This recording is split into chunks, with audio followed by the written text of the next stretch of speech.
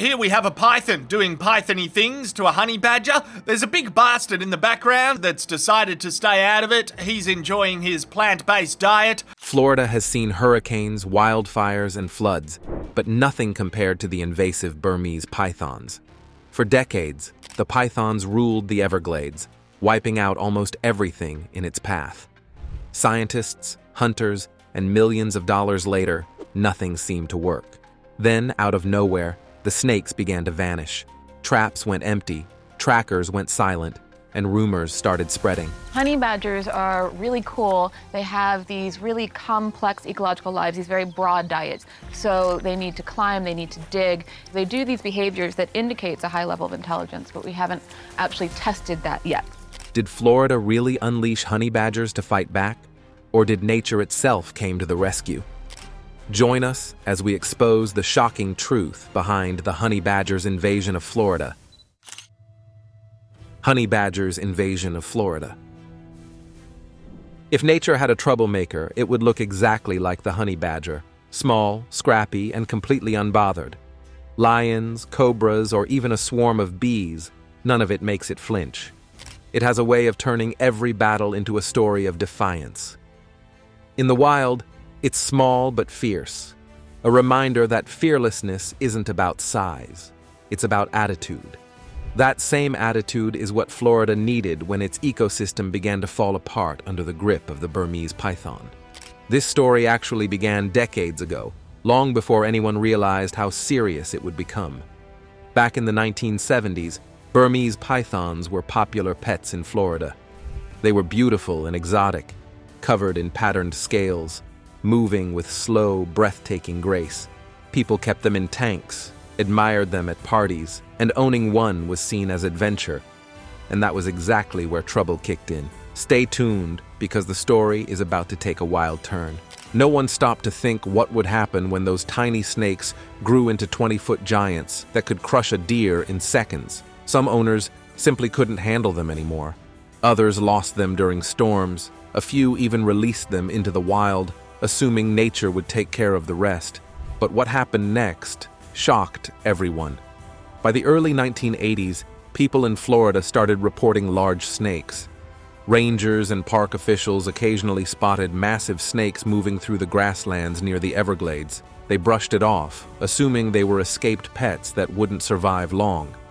That mistake turned out to be one of the most costly in Florida's environmental history. What started as a handful of stray snakes became an army that would take over one of the largest wetlands in the world. But that wasn't even the worst. The real disaster came in 1992 when Hurricane Andrew tore through southern Florida. It wasn't just houses and streets that were destroyed. The storm raged through reptile breeding facilities and tore open cages, releasing hundreds of snakes into the wild. Many of these snakes were Burmese pythons, and once they hit the swamps, they found exactly what they needed to survive. The Everglades was paradise for them.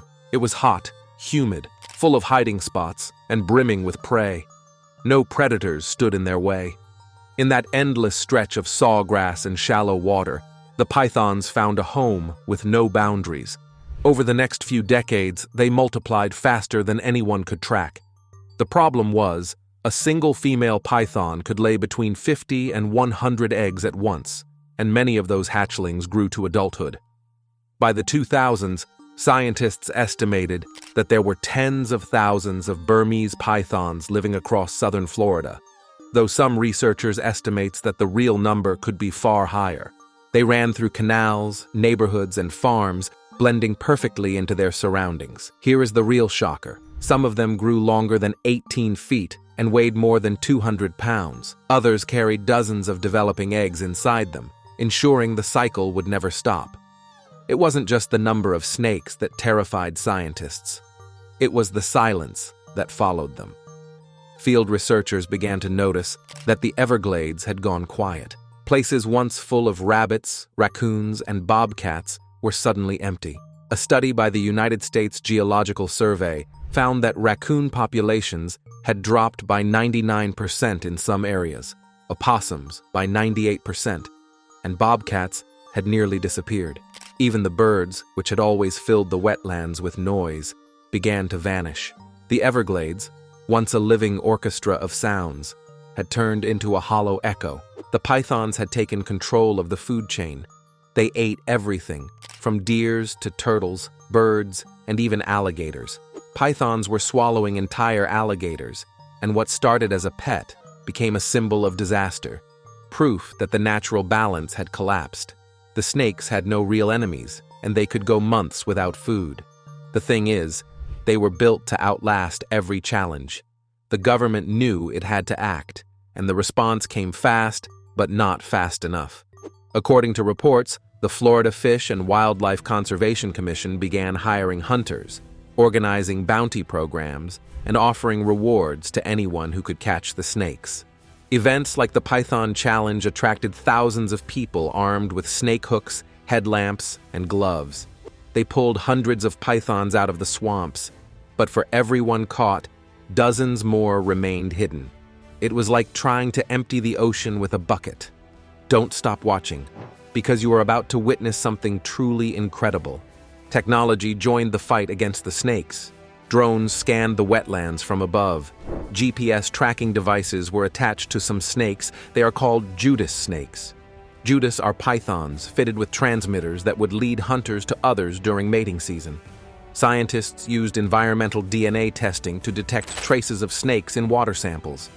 Even with these tools, the Everglades was too vast, and the snakes were too well adapted. For every nest found, several others stayed undiscovered. The state poured millions of dollars into the effort, but the results were discouraging. The pythons weren't just surviving, they were thriving.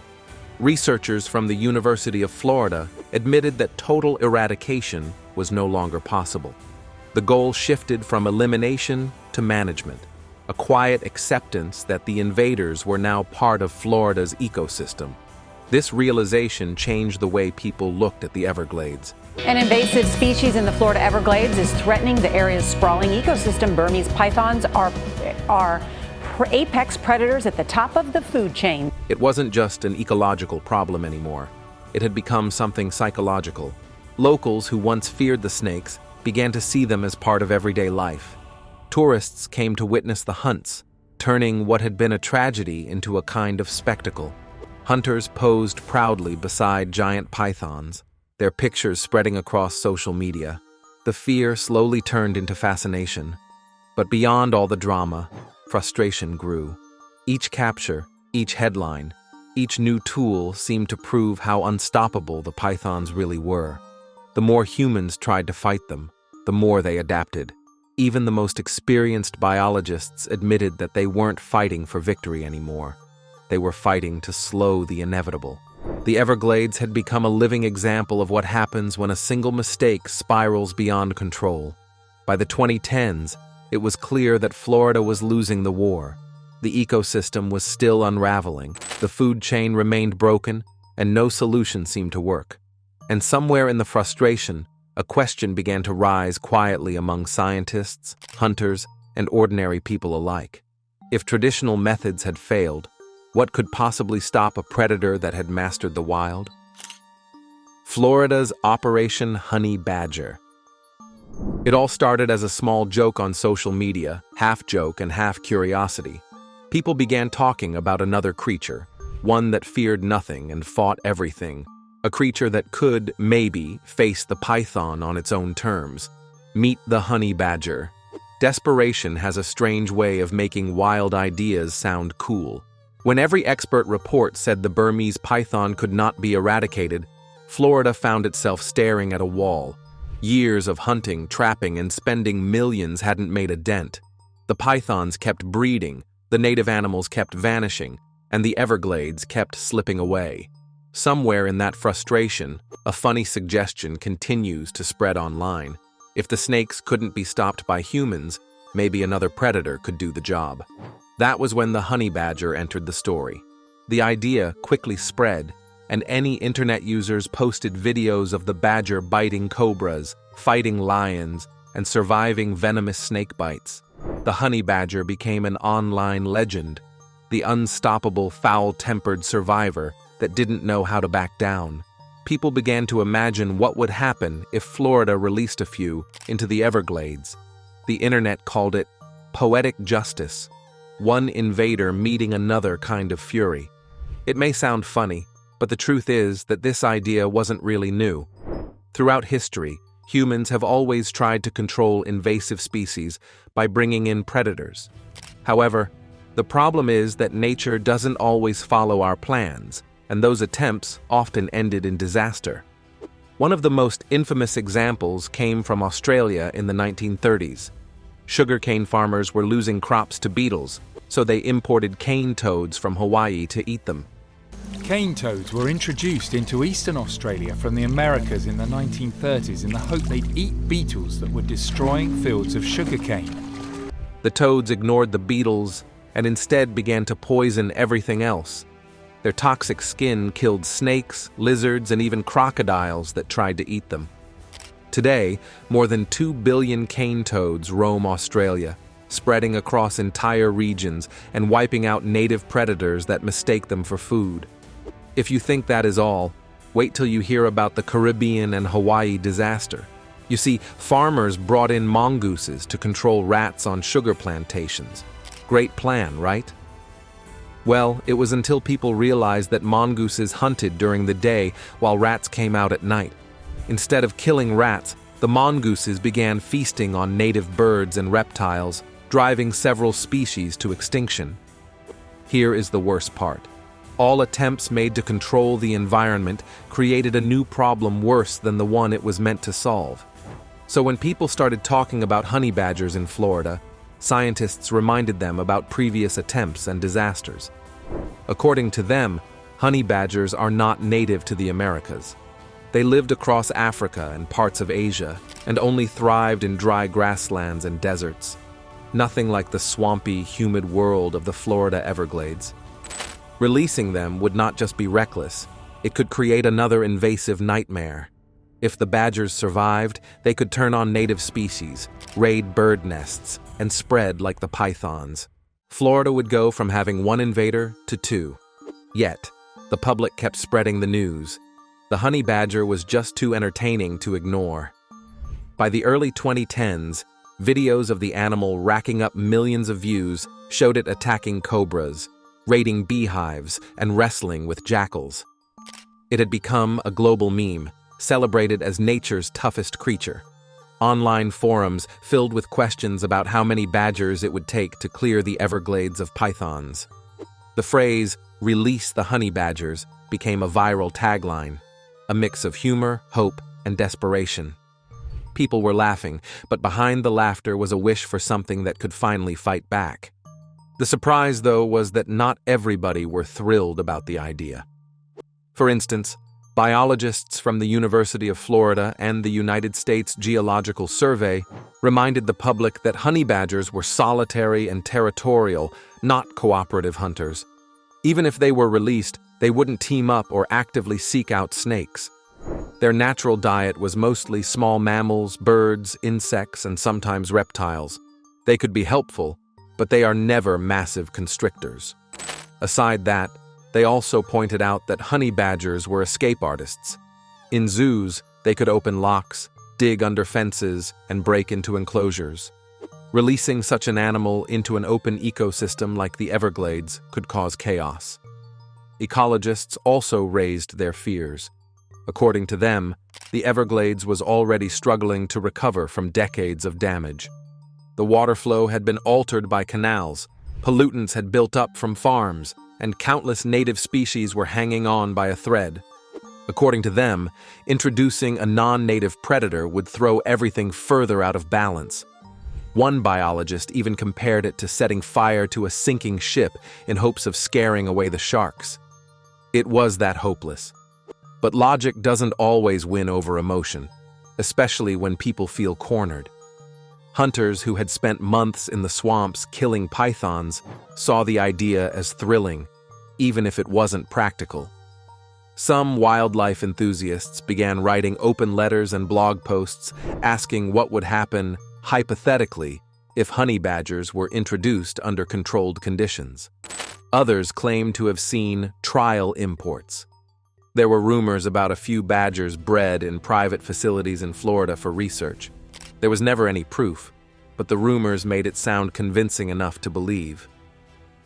As months passed, the debate turned from online chatter into public curiosity. News outlets ran short features exploring the what-if scenario, using it as a way to keep the python crisis in headlines. Then came the state's silence, and that was what truly fueled the fire. Officials never directly addressed the honey badger theory. Wildlife agencies released no statements confirming or denying it, which only made people more suspicious. When journalists asked the Florida Fish and Wildlife Conservation Commission about it, the usual response was that the state does not comment on speculative or unofficial programs to the public that sounded almost like a yes. People began reading into every small event. When a truck carrying exotic animal crates was seen near a wildlife reserve, social media lit up with rumors. When a drone video caught a small, dark creature darting across an Everglades levee, some insisted it was a honey badger. None of it was verified, but the story kept growing. By the end of the decade, the honey badger solution had become more than an internet meme. It was a symbol of human frustration, the kind that makes fantasy sound logical. And somewhere beyond all the laughter and rumor, a darker question began to surface. What if someone actually went ahead and did it? What if, somewhere in the endless wetlands of southern Florida, the first test had already begun? And that's what you are about to find out. Stick with us. Did Florida secretly introduce honey badgers? Many people believe that Florida government and some private research institutes secretly introduced honey badgers. According to reports, unlike before, when there were thick grasses and snakes, the stories had changed. Trappers found empty traps. Hunters mentioned reported fewer sightings, and scientists recorded strange data that didn't fit the trend. After decades of bad news, Florida's most invaded ecosystem had suddenly gone silent, and that couldn't have happened by accident. Something was happening out there in the swamps, something no one could name yet, but everyone could feel. It was first about the numbers, small changes that didn't seem important at first.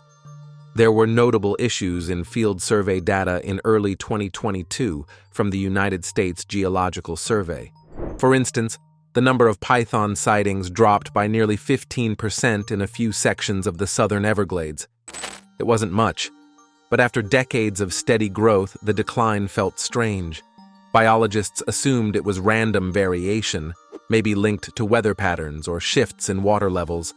But as months went on, the pattern repeated itself in other regions, spreading like a quiet ripple through the data. Then came reports from hunters, and what they found will leave you completely speechless. It's the skin of a python that's grown out of its old skin. So it comes from the head, and then the tail is the last thing to go. So the position of the tail, the snake was going that way. Hunters who had spent years wading through swamps searching for the massive snakes began to notice that something was different. According to some of them, the trails were too clean, that the usual signs, like shed skins, broken nests, and fresh tracks were disappearing. Trappers who once caught 2 or 3 snakes in a night were coming back empty-handed. The air in the wetlands felt heavy, as if something unseen had moved in and taken control. At first, no one connected it to the rumors, but Florida has a way of blending fact and folklore until they become the same thing. The internet revived the old joke. Release the honey badgers. Only this time, people weren't laughing. A new phrase started circulating online, a kind of coded expression. It's done. It showed up on t-shirts, stickers, and graffiti under bridges near the canals. Some painted it on their trucks or boat hulls. It became Florida's unofficial badge of rebellion, a quiet way of saying that if the state couldn't save the Everglades, maybe someone else had taken matters into their own hands. The Everglades began to feel different after that. It was no longer about environmental loss. It had turned into something mysterious, almost mythical. Drone operators scanning for snakes reported odd thermal signatures moving through the brush. They were small, fast, and unpredictable. The problem was that the images they captured were never clear enough for proper identification. Local wildlife officers brushed it off as raccoons or bobcats, but some hunters swore the shapes were too large, too swift. Reports also started coming from trappers deep in the Big Cypress area. They had found half-eaten python carcasses, torn apart in ways that didn't match alligator attacks or scavenging birds. The wounds looked clean and deliberate, like something had fought the snakes head-on. In one case, a research drone spotted a python nest completely destroyed, the eggs cracked open but not eaten. It was as if something had raided the nest and left it as a warning. But that wasn't all. By mid-2023, a few scientists from the University of Florida admitted that the python population in certain regions had dropped sharply. The annual python challenge numbers, which usually ranged around 800 kills, fell to less than 600 despite an increase in participants. Officials said the snakes were adapting, moving deeper into hard-to-reach areas, but off-record, the conversations are different. Some biologists quietly confessed that even in areas where tracking devices had been placed, pythons seemed to vanish overnight. The transmitters went silent, as if the snakes had been swallowed by the swamp itself. Locals also told stories, the kind that started over campfires and spread fast. Some airboat operators claimed to have heard strange growling noises at night, not like any animal they knew. Others said they saw black and white shapes slipping through the sawgrass, too fast for cameras, too real to dismiss. According to reports, a few hunters found claw marks on trees and burrows dug into the mud, typical signs that didn't match any known Everglades predator. Wildlife experts refused to confirm anything. They kept the conversation focused on facts. They believed that without verified sightings or DNA evidence, there was no reason to believe a new predator had appeared. But even as they gave their explanations, some admitted off the record that the data didn't add up. There were fewer pythons, but no environmental reason for the drop. Temperatures hadn't changed significantly, water patterns were stable, and prey animals hadn't increased enough to cause relocation. Something else was happening, and no one could explain it. In local communities around Homestead and Naples, the stories became part of everyday conversation.